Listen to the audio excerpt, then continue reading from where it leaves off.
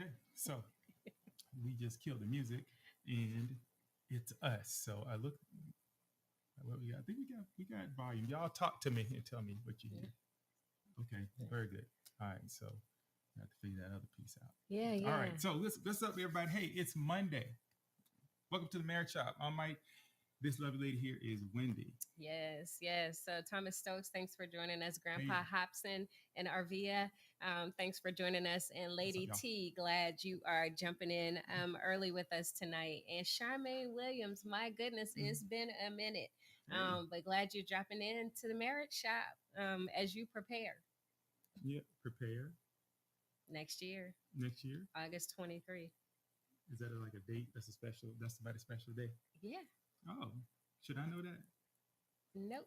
Okay, so all right. Robert Shepard, thanks for joining us. And Shelly Wilson, always great when you join us. I thought you were on a cruise. Yeah. So maybe I'm off by a week or so, but happy birthday to your husband.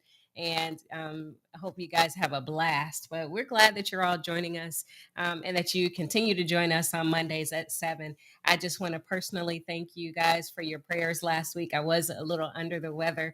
Can't really explain it. I think it's probably allergies or sinuses. I think a lot of us with the weather changes are kind of dealing with some of that. So for those of you who asked, it was not COVID, and I'm doing well. Thank you. It's always the question. And if you don't ask it in your mind, you're wondering, Yes, is it the yes. COVID? So, yeah. So, anyway, so I heard Grandpa Huff said he can see us, but can barely hear us. So, we brought that sound up. Let me know if you're seeing that. Yeah, Because yeah. all signs on our side say the sound should be about where it's supposed to be. So, y'all give us a little shout out and let us know what you can hear, if you can hear it. The sound should be. Okay, Just so you checking. don't trust the people. I see. I do, but Okay. we'll speak up. Anyway. Yeah, I mean we are speaking up. I'm gonna start shouting here in a second. So, Yeah, yeah. but hey y'all, welcome. It's Monday.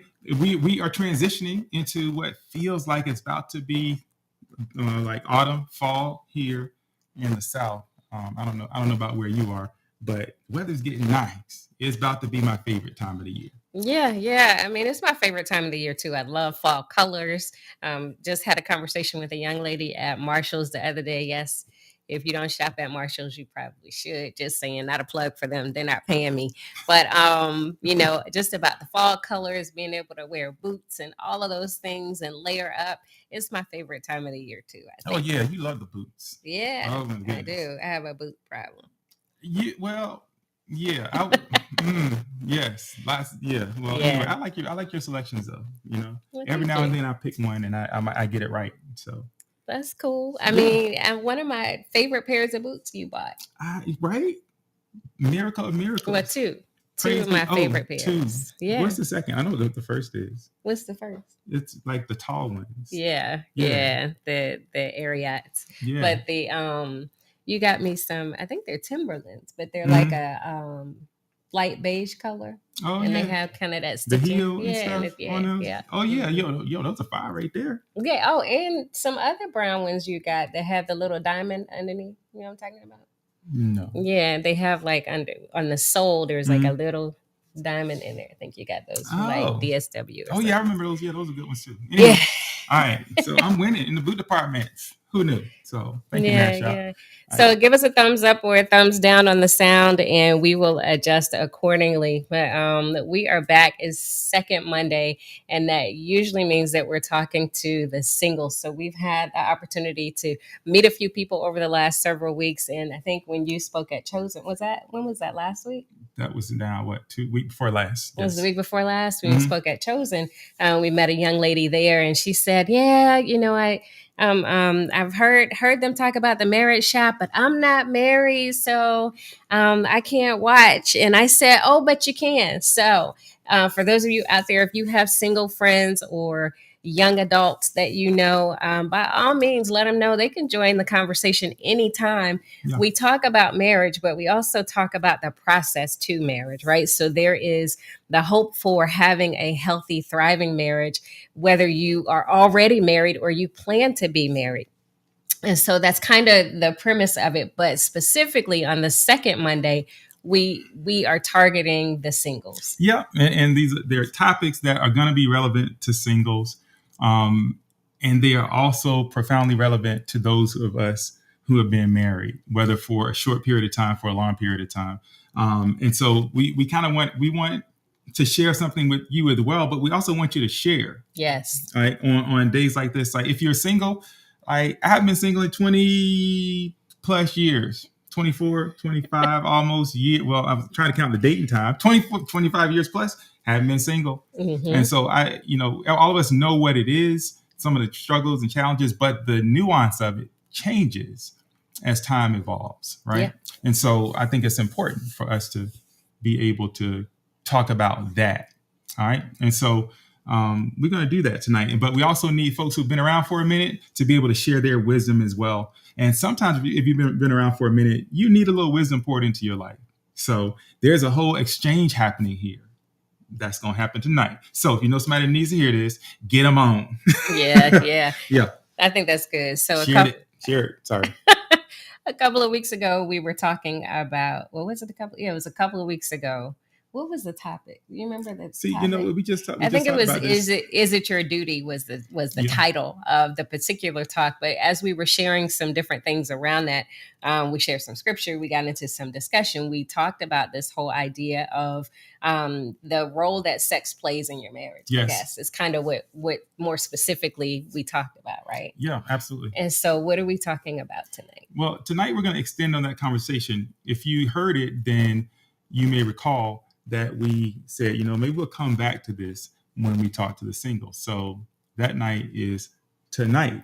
And so really the questions are, and if you saw the description for the show, it is why wait? Mm-hmm. Why stop? Yeah. Why bother? Right? That's good. Yeah, I think so. That's good. I mean, because, what we shared, a little bit of that was you had watched or tuned into a few couples that are on YouTube. I mean, and there are a lot of, I would say a lot of different resources and references. There are a lot of people talking about marriage. Mm-hmm. I always encourage people to find the thing that resonates most with them, whether it's with you individually, but more, what's the word? Desirable would be what resonates with you as a couple, right? Yeah. Because you don't necessarily want it to be that you're over here and you like these people on YouTube, or you listen to this podcast, but then your spouse is over here and they prefer something else, and you don't share or watch together. And so we always hope that you watch together, because it's one thing for me to tell you about what I heard about. It's another thing for you to experience it, or for us to experience it together. Mm. So whoever you watch, like the Marriage Shop page, we actually follow a number of other pages. And so it's always cool just to see all of the resources and references out there. And we encourage you to do the same. Yeah, absolutely. Yeah. Come here first. But it's really, when you say it's really important to be taking in things, to be I was going to say conversating. Mm-hmm. I think it's a word now. But to be conversing, talking about what you see. Yeah. What you might want to work on, what you agree with, maybe what you don't agree with, what you agree on together, maybe what you don't.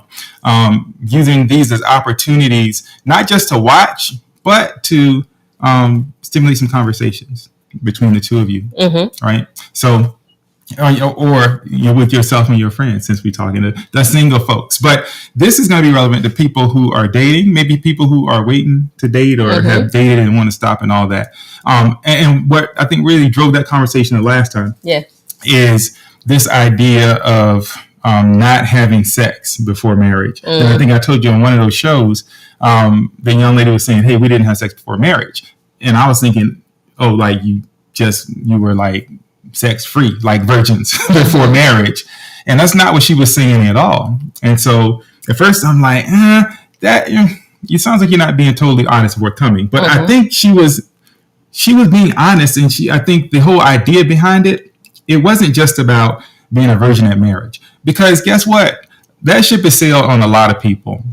That's just the reality of it. And we have to accept that reality, that's the way it is. And so at some point, if the whole idea is, hey, no sex before marriage, don't do it, and then you have sex before marriage, now what? Have you failed? Are you done? Like what now? Why does it even matter? Because by the be a virgin when you get married thing, well, what that sounds like to my ears is once you're not virgin, then it doesn't matter as much. I know some people probably don't break it down that simply, but I think we need to highlight that this idea that you have to be totally quote unquote pure going into marriage. Well, if that's the case, a lot of our marriages are done. Yeah. So, I mean, I think you bring up a good point, but you said a lot of people that ship has sailed, right? And so you have to accept it. But the truth is you don't have to accept it, but you can't have a double standard, right? So there's you can't say that you want somebody who is pure and untouched when you have not maintained that path for yourself. Oh my, whoa. Wow. Wow, you stepped on a whole lot of toes. No, I'm just saying. No, I feel you, and you're 100% right. But there are a lot of people, and I can speak most closely to dudes because that's what I hear or I've heard my whole life, right? Women, hey, I'll leave that to y'all. I'm just seeing a lot of fellas hate to put y'all on blast, but you all know it's true. Okay, it's like. I can do what I want to do, but I'm looking for, somebody who's untouched. Right? Yeah. That just seems to not be realistic. Yeah. So, he said, can y'all see us? Yeah. Oh, okay. No, yeah. Yes. Yeah, we can see you. So we need for you to drop some comments in the chat so we can make sure that you guys can hear us and that you can see us. So we're going to take a second. If you're on here, just drop a yes in there or a thumbs up or an emoji or some stars or whatever it is that you want to drop. Just drop something in the chat so we can make sure you guys can hear us and we're clear. And while we're pausing on that, I'll go ahead and lament a little bit. I'm taking a detour, get it off my chest because I feel some heaviness. Okay. And it is the heaviness of the Cowboy season pretty much being done before it started. Oh my goodness. Okay. Thanks, Robert Shepard. Thanks, Eddie Reeves. We appreciate that. So yeah, that's a bit of a struggle, but I'm working. I think I did pretty good today. I didn't watch any sports news. I didn't watch any kind of news the whole day. Oh, no, until the end. Oh, I was about to say until like an hour ago. Until an hour ago. Yeah. I mean, admittedly, both of our teams got off to a rocky start. So, I mean, you guys know if you follow us that we are all in during football season. We enjoy football around here, and it's pro football. I mean, and truthfully, we've kind of gotten into college football a little bit in the last few years too. Probably a little bit more this year. Yeah, a little bit more this year. But anyway, but we love football, and so I'm not going to say we're like. Well, yeah, we are avid fans. So I think it does impact you. Oh, yeah. You didn't have to hold back on my, know the depth of my heartache right now. You know what I mean? Yeah. So it is. Oh. So I might, there was one year I took almost a whole sabbatical from the Cowboys and it's like, how much heartbreak can you take? Let's talk about that. Let's talk about how being a Cowboy fan is kind of like dating somebody that you love that don't really love you back as much. How about that? Well, not tonight. Okay, we'll I'm sorry. Save that one for. I digress. Yeah. I mean, anyway. But prayers out for Dak Prescott and a quick recovery. Regardless of how the game goes and who wins or loses, you never want to see somebody get hurt. Yeah, and so just to that, there's a lot of my friends. I've been if you're in my circle. And you've had something to say. I've been cutting a little extra hard today. Yeah. Because I don't, wins and losses are one thing, but celebrating somebody getting hurt, no matter what team they're on, that's just I don't do that. So if that's what you're doing, then I'm coming for you, and I'm not holding back. It's not gonna be pretty. Oh my goodness! So, having said that, let's get back on this train. Yeah. So quick, always glad you're joining us. It seems extra special when you make time to drop into the Magic Shop. And Trey Penn says y'all were cool. You said the Magic Shop. I said did I say Magic? I said marriage. No, you said Magic. The Marriage Shop. That must have been a Freudian slip. It could be that some days, I guess. Well, those who don't know, right? So Trey Penn says y'all were cool until you said that Cowboys all day. You got a fellow fan out there, and Jay Gandy, he says go Broncos. So being the avid Raiders fan that I am, I would have to say, Jay Gandy, it might be time for you to leave the building. No, wait a minute, no, Jay Gandy, don't you take a step. because Russell Wilson is now a Denver Bronco. Yeah. Russell Wilson's grandfather was the president of Long State University, my alma mater. Ergo, I'm kind of a Bronco fan a little bit. Oh my goodness, you're a Russell Wilson fan. So there's a difference, right? And by the way, I got that number 3 Seattle Seahawks jersey real cheap. Oh my goodness! If anybody wants that, anyway, let's get back on this thing. Yeah. So thanks guys for letting us know you could hear us and for joining us. So we're back in the marriage shop. The magic shop is another channel for another time. You said where it can be magical. Yes. No. So welcome back. So so we're talking about this idea, and so you were sharing about what you heard the person say about waiting or abstaining from sex until they were married, and I'm assuming they were in a relationship and then they made a decision to not have sex until they got married. Correct. And then I shared that we also made that decision. So between the time that Mike proposed and then we set a date, we committed to trying to abstain from having sex. Right. So let me unpack that a little bit, because that should suggest to you that the whole idea of not having sex before marriage, we kind of failed on that task. Yeah, well, we said that too. I want to just be clear. I don't want to just jump straight to, hey, we proposed and boom. It's like, we did. Yeah. So that's important, because when this comes up, then a lot of times people are speaking from a place of authority, but hypocrisy. Yeah. Right? That's true. So there's knowing the right answers, there's doing the right answers, and then there's about how you approach people who are trying to figure those answers out. Yes. And right? so let's preface that again clearly by stating that, during the time that we were dating, while we didn't immediately jump into bed together, we were having sex before you proposed. So the whole idea that we didn't immediately jump. No, I'm just saying. I'm clarifying. I'm just saying it wasn't like first date we jumped into bed. We might as well have, though, because no. If you're wrong, you're wrong. Then we might as well. Well, that's another topic of discussion, right? When you're wrong, you're wrong. But you said even if you mess it up from the beginning, even if you started out in a way other than what you desired to, even if the boat has already sailed or whatever, this whole idea of really just kind of owning your path and understanding what it means to be redeemed, right? And so I think that's an important piece. Yeah, and so I have something to share a little bit later, exactly on that idea of what it means to be redeemed, because I think a lot of times we go in and what we learn suggests us that we're broken and we're flawed. That's the very thing that kind of jacks us up in relationships in the first place, going in from a place of being somewhat broken and being flawed and all that, and not understanding what it means to be healed and to be redeemed, and for God to still accept you and still love you. Yeah. And so I think that's really important. So let's talk real quickly about these, why wait? Why stop? Okay. And why bother? All right? So hold on. But Nicolette, before we do, Nicolette says nobody cares about overpaid crybabies. Roll Tide. That's oh my goodness. Did we even have to highlight that? Well, yeah. Because we welcome all. That's fine. We welcome all. You're welcome. You're welcome here, Nicolette. Yes. Okay. Right. So anyway, back to what we're talking about. Why wait? Why stop? Why bother? And so the whole idea. So let's deal with. Well, we don't have to deal with each facet of that, because I just want to be clear on that. But why wait? And I think there's a good argument for why wait.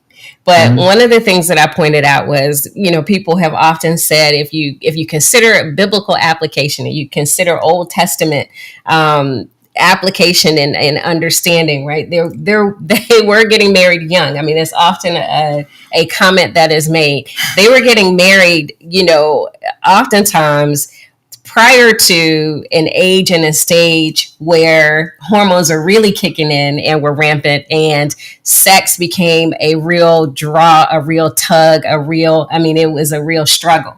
So before they were burning with passion, they were being married early. I'm talking like early, like 12. Well, yeah. It's true. Maybe. I mean, well, in some cases, but I mean, those are like young girls at some point. Young girls. So, I mean, yes. the dudes will bring. So let's not even deal with the Old Testament. Okay. Like, because it's in terms of at least historically what marriage has been in all, because I think it just.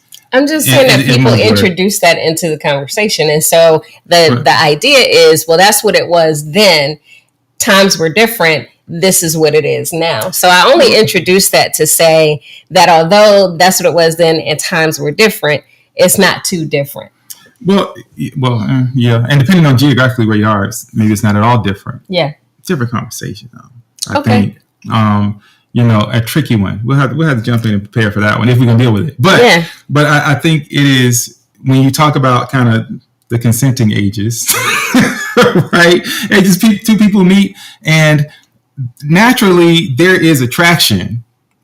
Period. Right? And we talked about this a bit before in terms of what the word says. Hey, it's best not to marry. Right? However, maybe you should, if so that you don't burn with passion. You want to grab the specific on that. Let me grab the specific. What? 1 Corinthians 7:9.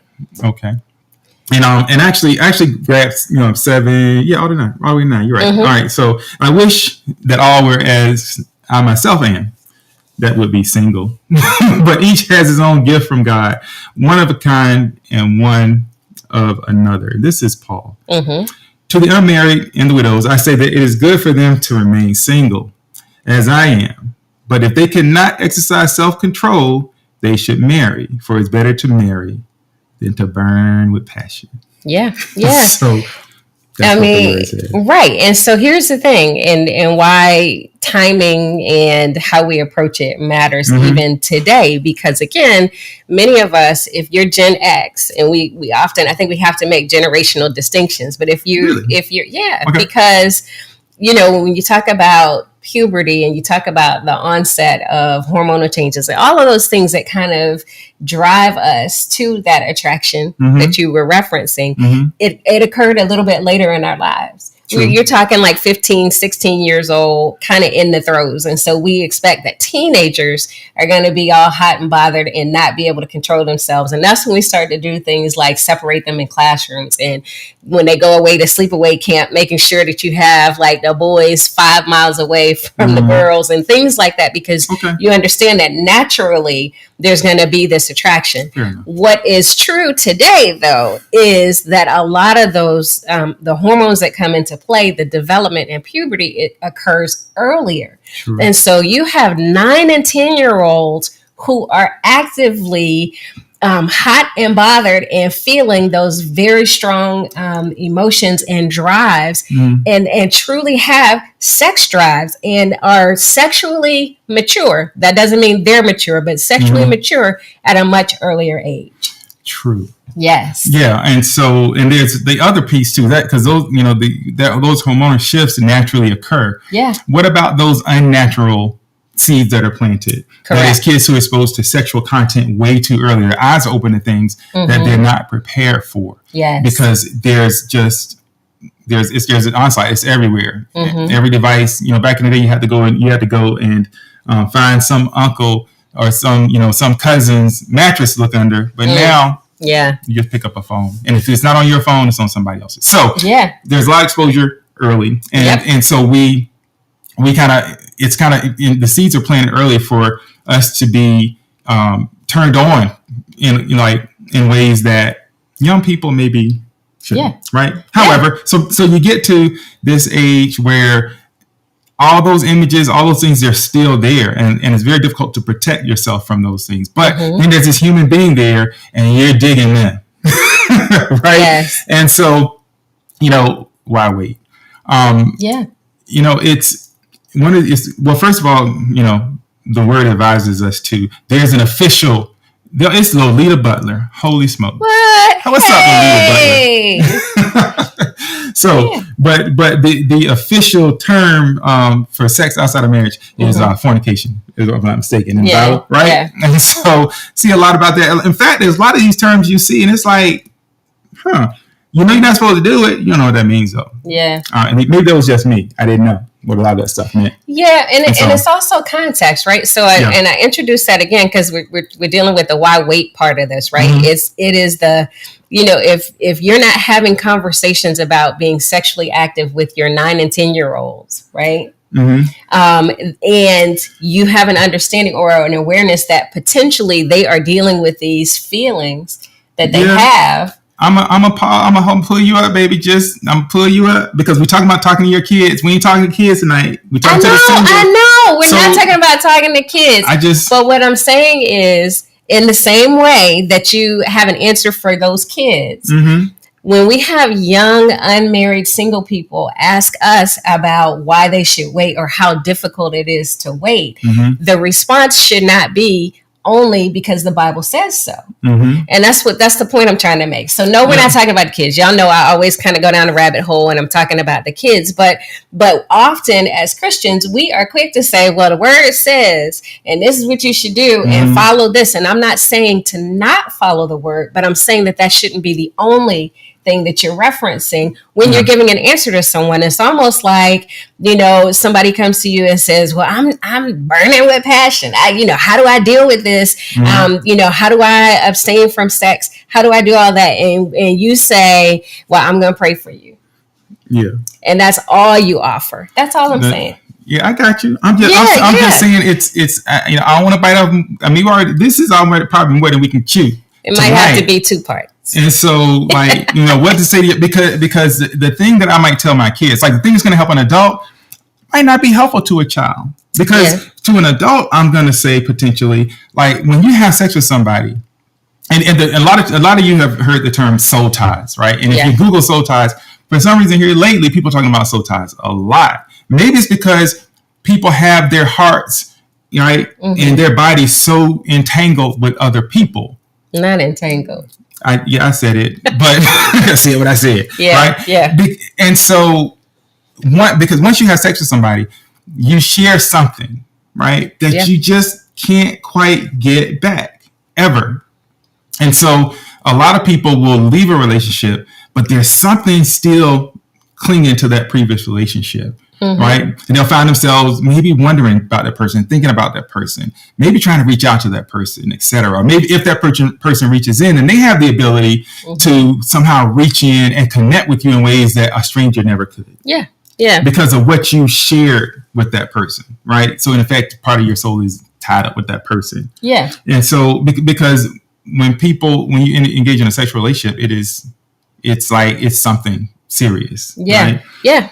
And so, and a lot of times, even if one person is just treating it as just something casual, a lot of times they're dealing with somebody who's treating it as something very serious. Yeah. Often that can be the case. And even if it wasn't very serious from the beginning, if you both went into it thinking, okay, well, hey, I got needs, you got needs, we just gonna, be friends with benefits. Yeah. I mean, even if you go into it that way, often it doesn't stay that way. Mm-hmm. And so, is there a risk? We're not going to talk about if there's a danger, because it's not really about danger. No, just don't do it.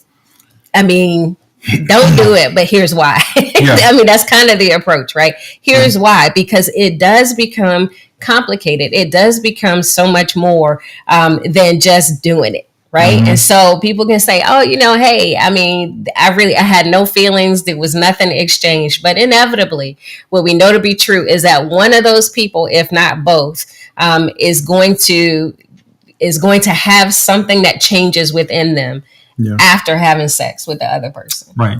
And so, why not? Because a lot of people are going for this immediate physical gratification right now. Yep.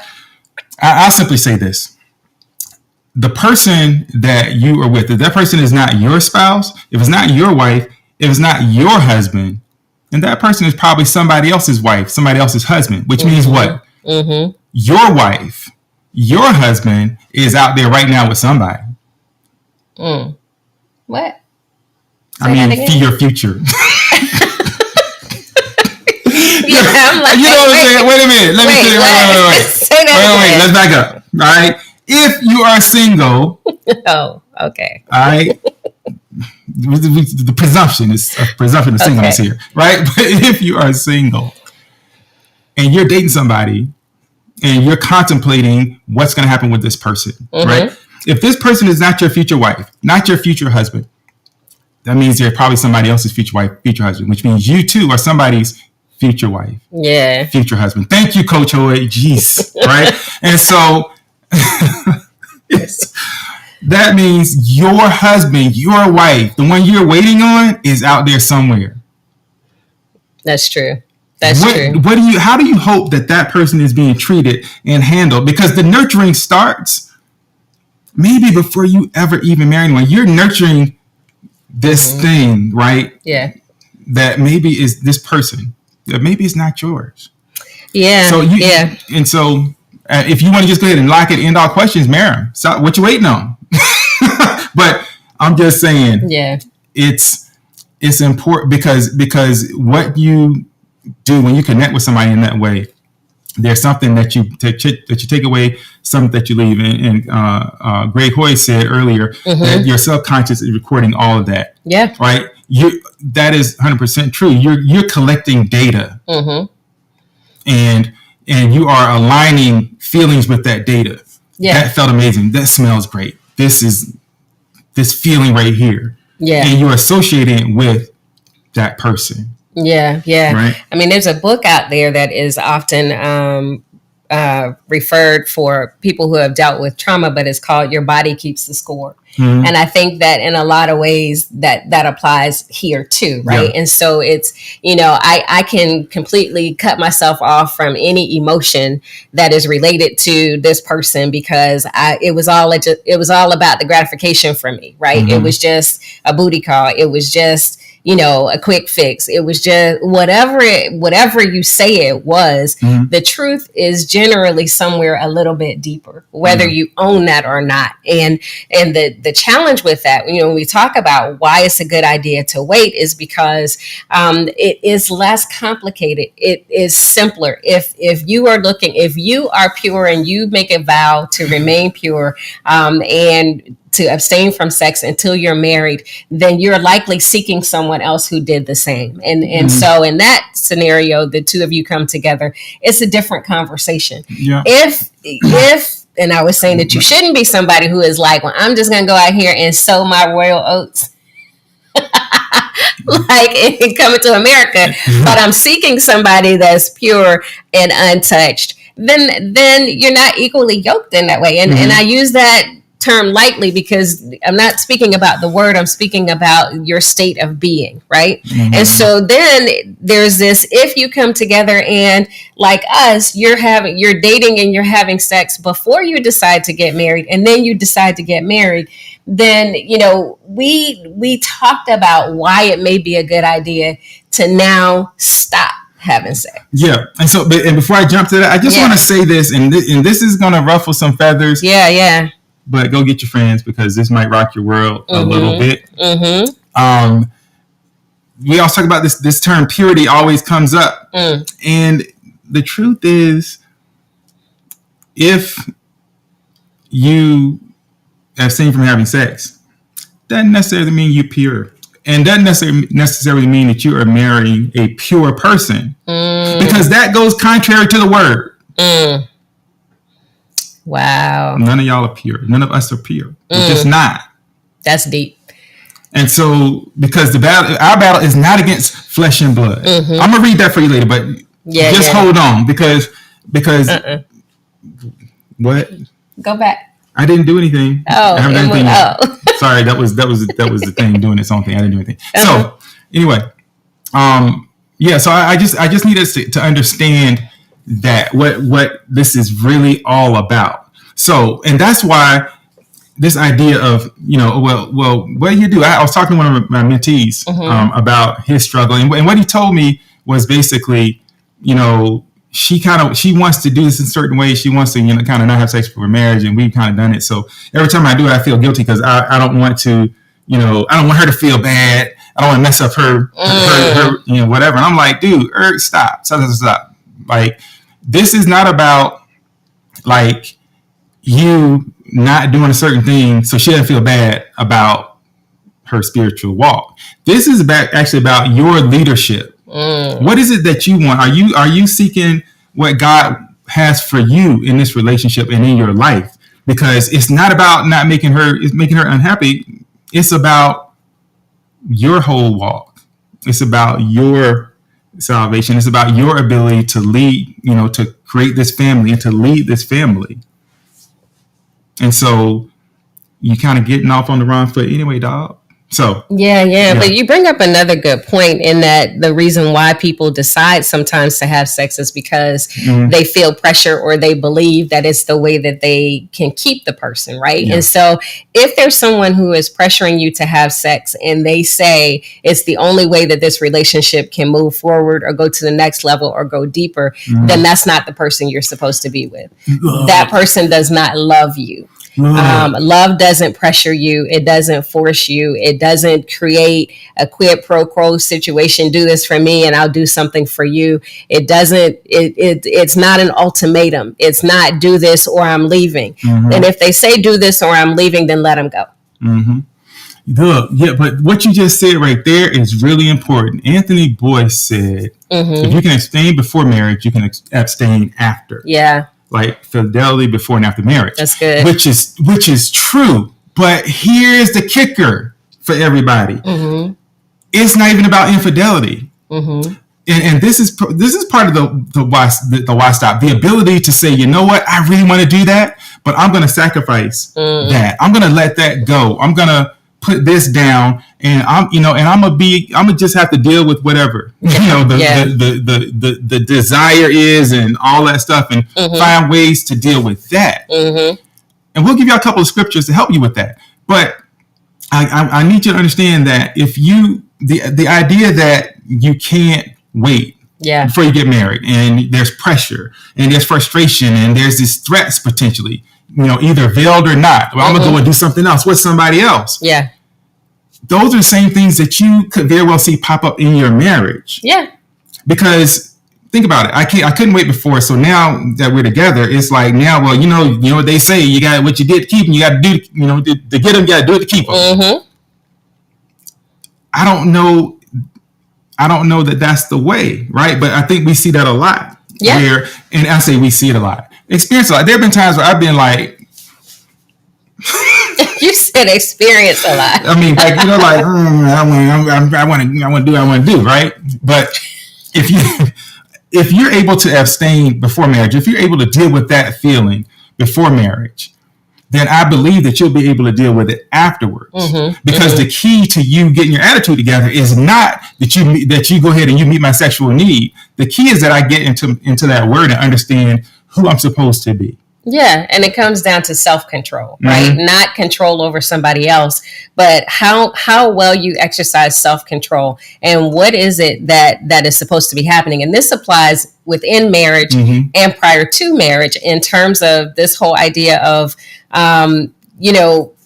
what is it that you're supposed to be doing to prepare to be married, right? And in terms of your faith walk and your beliefs and the agreement between the two of you. So we talked about this from the standpoint of when you're married, it is in the word that you should only abstain for such a time that you both agree, right? And come together when you both agree. It's the same if you're not married. You should not enter into a sexual relationship or add sex as a variable of your relationship until you both are in agreement. It should not be that one person is saying that this needs to happen, this is the next step, this is where this should go, and one person is not sure. You should both be absolutely sure before you decide to take that step, because taking that step is so much deeper than the physical act. That's what we're saying. That's good. Yeah. That's good. And so I mean, I think the bottom line of what you're saying right there is basically there's just no circumstance under which sex is a prerequisite for your relationship for you to try to protect this relationship. No. Nobody can make you do that. No, absolutely not. Because you can have a relationship, a thriving relationship without sex. Although people, they would scoff at it. You could have a sexless marriage that is a very rich marriage, but many of us will be like, well, not me. Not us. Don't look at me like that. Can you move that? Yeah, but it is true, and a lot of people do. It is because there are other ways in which they're enriched. You've heard this whole idea of being single, and your husband is the Lord, right? And so this whole idea of being married to the Word and things like that. I mean, that it's a different level, and it's certainly a different path that not everyone chooses. So it's not saying, well, if you're single and you decide to abstain from sex, then the only way is for you to be in your Word and be married to the Lord and all that. I mean, that's not necessary. It's not either or. It's not, black and white, black and white in that way. And so it just, for me, I don't like when there are people who kind of give Christianese as an answer for everything. Well, I got some Christianese for you right now, because and this is actually something that I have discovered to be true. And I remember this was the exposure to this was actually late. I mean, this is one of those foundational ones they give you when you go to the training at church. I think where it really started, I started hearing it anyway. Yeah. Was when one of the churches we joined back in the day. I'm not even sure. Yeah, 10:13.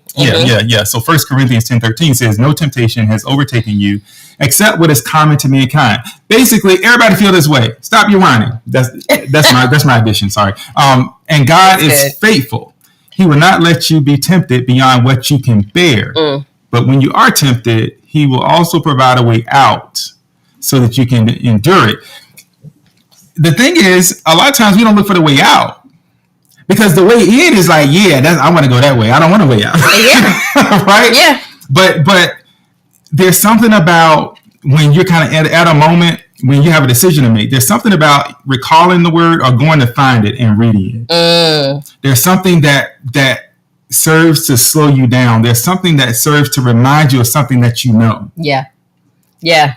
That's good. I mean, in the same way that, whatever you're putting in, should be something that sustains you, right? And so if you have the word in you, then that may prevent you from having sex. It'll help you in a moment. But it's like any other thing, right? Yeah. There's the moment that comes, but there's always this next moment that's coming, and the angles are different. Yeah, the angles are absolutely different. And so it's just like, oh my goodness, she smells so good tonight. Smells good. It smells, it's touch, it's all of the senses are activated. All of them. Oh, here's a nugget. You may have heard me say this about smells. I haven't said it in a while, so I'll give this to you. So you can do with this what you will. But your smell happens to be the only sense that's plugged in the way it is. The olfactory bulb that's where the smells are processed, right? Go in and it goes straight through your brain to your emotional center. It plugs directly into your emotional center, which is why memories. Memories, right? There's something about smells. The smell of those cookies during the holidays, the smell of popcorn in the movie theater. I swear they pumped that into the actual theater itself. The smell of that perfume of that person. Like you haven't seen this person in 20 years, and somebody walks by and they have that perfume. Boom, you're back. Your smell plugs into your memory in ways that other senses don't. Yeah. It's also why, in terms of trauma, smells are so profound because there's certain things that immediately take you back. Yeah. Right. Or turn you off or change your mood or whatever. Smell is powerful. Just FYI. Yeah, that's good. Yeah. That's good. And so you guys are dropping some good comments in the chat. And so I like that somebody shared, that the scripture that you shared last week. Can you go up? I think it's in 1 Corinthians 2. Yeah, 1 Corinthians 13, 4-8, that talks about what love is. Love is patient, love is kind. You remember we were talking about that. Oh, yeah. So, yeah, exactly. So this idea of patience comes up a couple of times, right? Well, I say several times that we'll highlight. But that 1 Corinthians 13:4 is one, right? Love is patient. Yep. Kind. It does not exist in its own way. Yeah, that's good. Right? So not resentful, etc. So and it seems like we always pull up fruits of the spirit, but why not? Because it applies like every single week. Now I'm not gonna read all of these, right? But I just want you to want you to kind of understand in the context of what we're talking about. The works of the flesh. That means the things that are sinful, the things that will, if we chase them, eventually they will destroy us, right? If we chase them and put our all into those. Sexual immorality, right? Jealousy, fits of anger, rivalry, dissension, division, envy, orgies, etc. Right? Yes, and so there's that. But the fruit of the Spirit.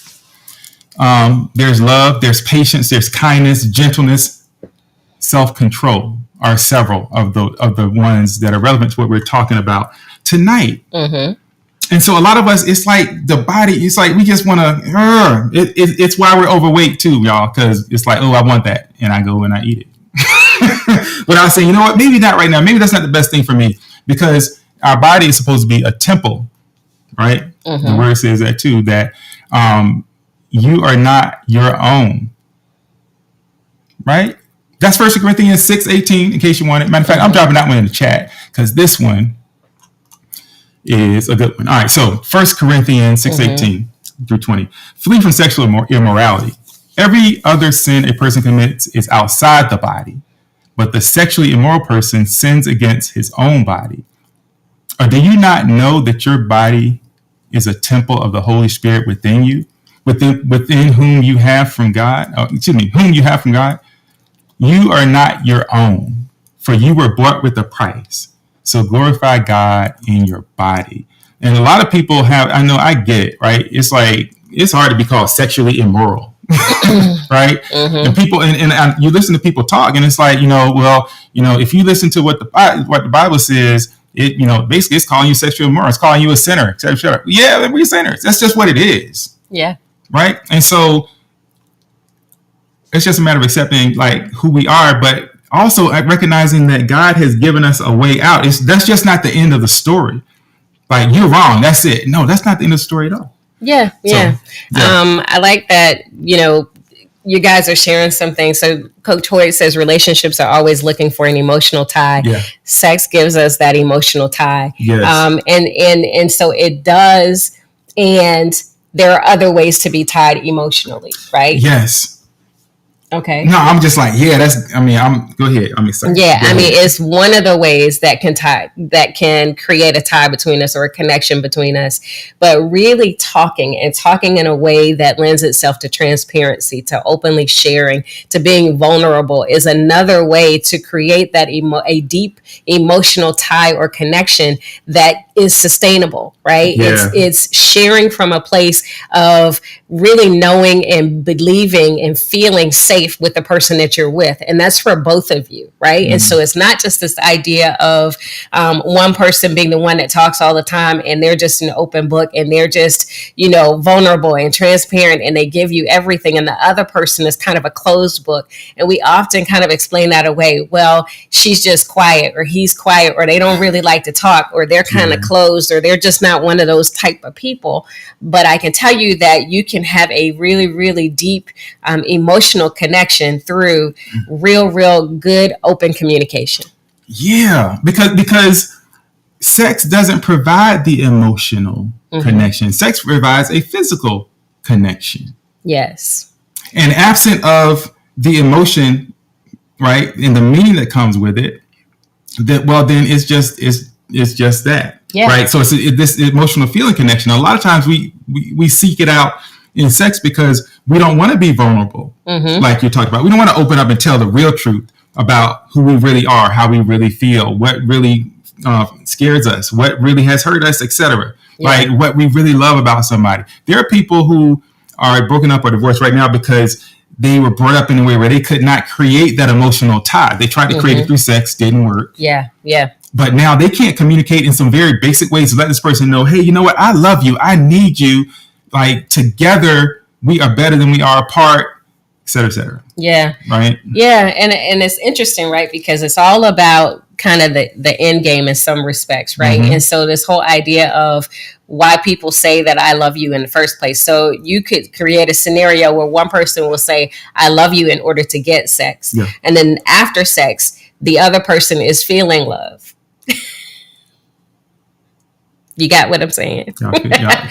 So you say I love you to get it, but after sex, only one of you is actually feeling it. Yeah. Yeah. Yeah. So, but then all of a sudden, though, you created this connection, profoundly difficult to break. Yeah. So Lady T says, self-control. Yes, I love Chris Crozier. We're always glad when you jump in here. Second Mondays are for you. He says he's sure you hear us all the time, but you look incredible. Chris, he's so sharp. Right. We love it. That's Mr. Incredible. Yeah. And so to you, sir. Michelle Moore Wilson, I'm glad you were able to drop in. And I think that's Justice Smith jumping in here with us. And so, yes, I kind of took this conversation from, your kids and how you're communicating with your kids and what's happening with them physiologically as they are growing and maturing. And then, really as young adults, and whether or not you're a young adult, that is not necessarily the prerequisite for being single. So there are many adults who maybe never married or married and divorced and find themselves now in relationships or starting relationships or seeking relationships where this question of sex comes up again. And so if you're 60, 70 years old and you find yourself seeking relationship, the same things become true.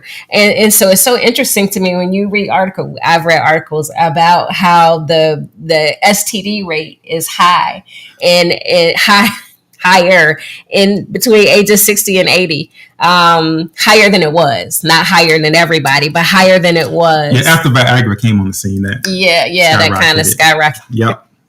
It created a situation where for some it balanced out some of the natural inequities that happen physically with sex. And whenever something like that changes, then it changes everything. Mm-hmm. And so again, when we talk about singles, we're not just talking about the 18, 19, 20-year-olds who just haven't been married and haven't been married yet.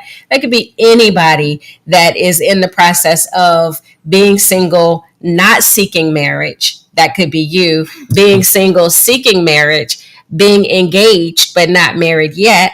All of those, or being in a long-term committed relationship. All of those things apply. Well, apparently, if you got folks over at the long-term care joint, it applies to them too. Yes, it does. So yeah, somebody else like, oh no, not grams. Yeah. Grams. So that's all. Yeah. But look, don't sleep on the old people. Yeah, and so our time is getting away from us. So I want to make sure that I say this, and I say this very clearly. If you've gotten to a place where okay, like we talked about earlier, having sex, yep, that's done. Right, did it. Like with somebody that you love right now, you think that person might be the one. Like, well, we've done it, so that's it. No, actually, it's not. For the reasons that we talked about earlier. Yeah. Right. This idea of denying yourself for a time for some greater reward. That is completely straight up biblical. Yes. Of submitting to something greater than yourself for something that is indestructible, something that is eternal, right? And so together, and even if you're in a relationship right now, don't make this about, hey, I've done the physical thing, because the word says this. This is Ephesians 6:12, right? For we wrestle not against flesh and blood, but against principalities, against powers, against the rulers of darkness of this world, against spiritual wickedness in high places. It's a spiritual battle. And so your purity, as I said before, is not wrapped up in your work, how hard you work, and I ain't done nothing, so I'm good. No. This is about acknowledging who Jesus is, why he came, that he's the Son of God, and that he came to cover all of the sin that had not even happened yet. Yeah. Centuries before you're born. Right? That's what he came to do, so that you can still have access to the Father. All right? And so that means no matter what you've done, no matter where you find yourself right now, you're good still. If he's in your life, if you're in him, right? And he's in you, you're good.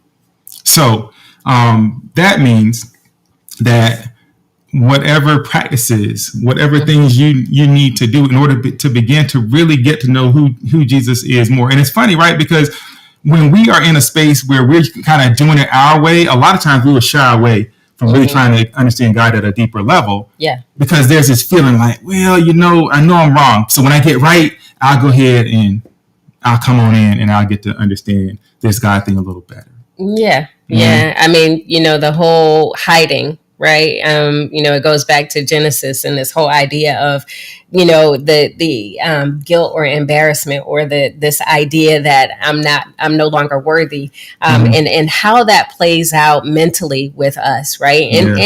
And how sometimes if we've done something wrong or we stepped away from what we had committed to, how that then interestingly encourages us to do more of the wrong. Crazy. Instead of less of the wrong, right? It's not a path to becoming more right. It's just an easy path to continue to do wrong or worse. And so, this whole idea of bringing your whole self to your future partner, you are bringing your whole self, right? But you have to be honest with who your whole self is, right? And being not only honest with them, but honest with yourself, right? When we talk about forgiveness and being able to walk and being able to be presented faultless and knowing redemption, it is about that process of self-forgiveness, the process of self-love, the process of knowing your value, your sense of self-value, self-worth, all of those things because of whose you are, right? Because of who God says you are, because you have been forgiven. All of those things are the power and the things that build you up. You don't need another person to do that. And you don't have to do something in order to convince someone else that you are all those things. But you have to know for yourself. So in that act of moving forward and being vulnerable and being honest, you are better preparing for who you will be, for the person that you're going to spend the rest of your life with, for the person that God has chosen for you, not the person that you chose for you, but the person that God has chosen for you, however that comes about. And so that's even another discussion. Yeah. So we have discussions about, do you choose or does God choose? And how do you know the difference? There are discussions about, is it okay to masturbate? That's another sex discussion. There's so many ways and so many, topics that can spin off of this one. But we want to encourage you that if you are on this narrow path, that you're not on the path alone, that what you're doing for the right reasons. And even if you've stepped off or even if you have fallen away in some way, there's always a way back. Yes, always. And so you might want to try a little experiment. I'm just saying. So if you say, you know what, I'm gonna stop. I'm done. Give it a shot. The response will tell you a lot about who it really is that you've hooked up with. Yeah. Yeah, that's something right there. So there's something about that boundaries in like being told no. That begins to really reveal the heart of a person.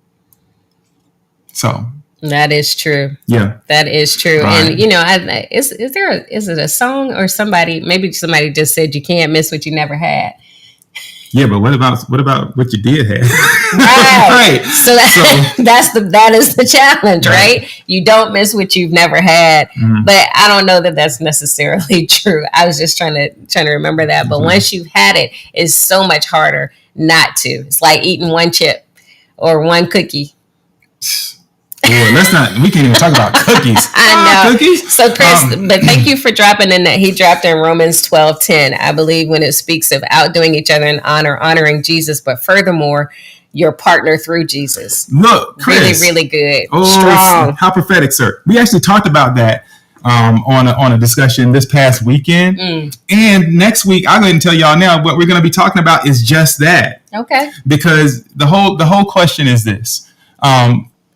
We'll probably post it up like this. Like, why do you treat other people better than you treat me? Who-wee. Alrighty. Think about that. Like, when there's tension and, you're at home and it's just like, and then you pick up the phone and you're just as sweet as pie. Or you get out of that car in church when you've been at each other's throats and you hugging and everybody, it's all good. Then you hop back in the car and it's all tense again. or the words you speak are not as sweet as they would be to a stranger, or the way that you respond to certain things are not as nice as they would be to somebody who you barely know, or someone at work, or somebody. Anyway, we'll get into that. Say you're giving it all away. Sorry, I mean, I'm not giving away anything yet. We have not yet begun to unpack this one. So next week it'll be, I think, unless something major comes up. Why do you treat everybody else better than you treat me? So get ready, because I think for a lot of us, there's going to be a lot of soul searching to do next week. Might be some soul searching to do this week. So what was your challenge? I'm just saying, if you're single and you think you're ready to create something different, something new, go and tell your partner that, hey, you know what? I think I'm trying to create something different, something new. I'm seeking something different. Let's stop right now.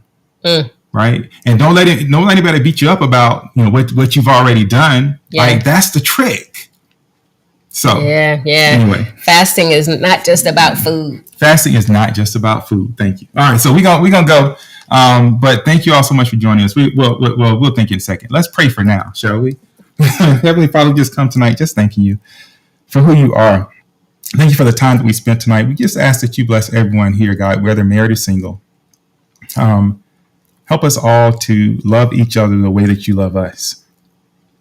And then it'll be easy for us to recognize what it is that we must do in certain situations, God.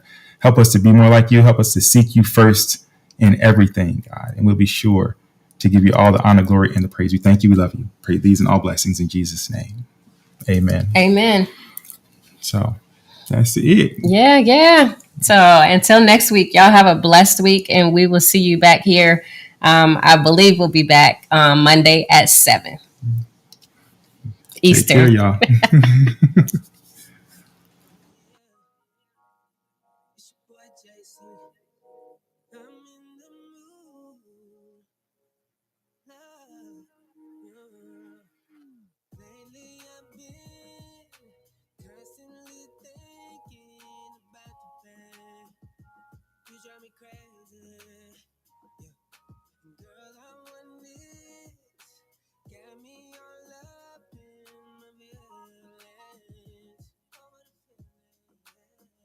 I know the first time I laid eyes on you, you would be here forever.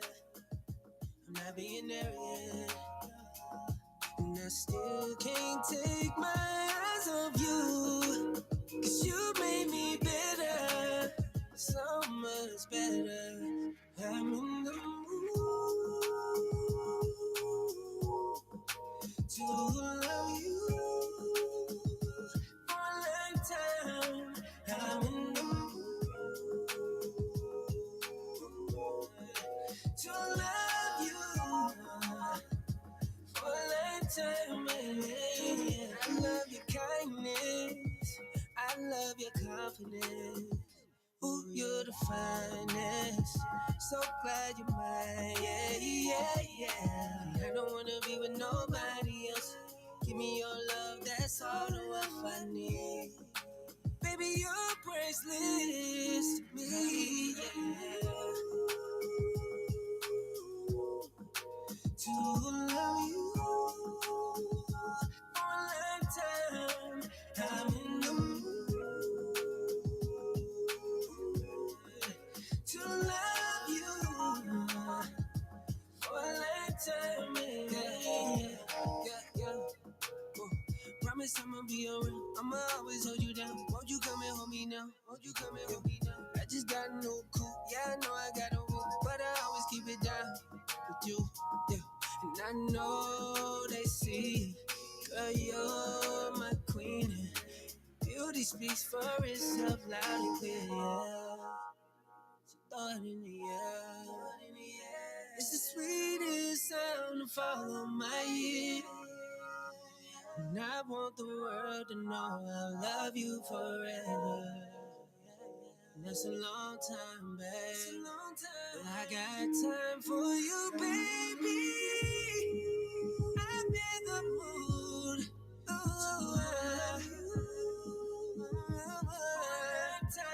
For a lifetime. I'm in the mood to love you, yeah. For a lifetime, baby.